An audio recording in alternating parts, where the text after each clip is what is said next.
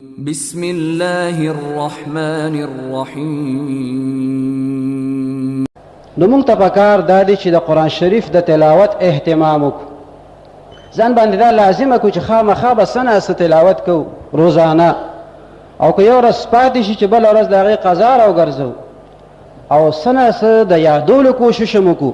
د آخري صورتونه یاد کړو، چاته یاد دی هغې ورپسې نور بیا یاد کړي، چاته صورت یاسین نه دی یاد د هغې د یادولو کوشش د را شروع کړي، صورت ملک د یاد کړي، بیا سړی په لاره باندې روان یو ځان سره تلاوت کوي، یا ملاستي او لا خوب نی ورغلی او تلاوت دی را شروع کړي. نو د تلاوت سره محبت پکار دی، د تلاوت اهتمام پکار دی، او دا چې کوم ملګري حافظان شو دی ته خو بطور خاص د دغه حفظ ډیر قدر پکار دی. داسې اعمال او داسې حرکتونه د دی نه کوي چې د دی د دغه منصب د حفظ سره خلافي.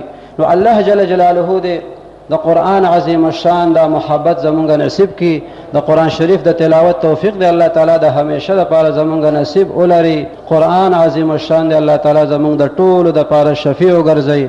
واخر دعوانا ان الحمد لله رب العالمین.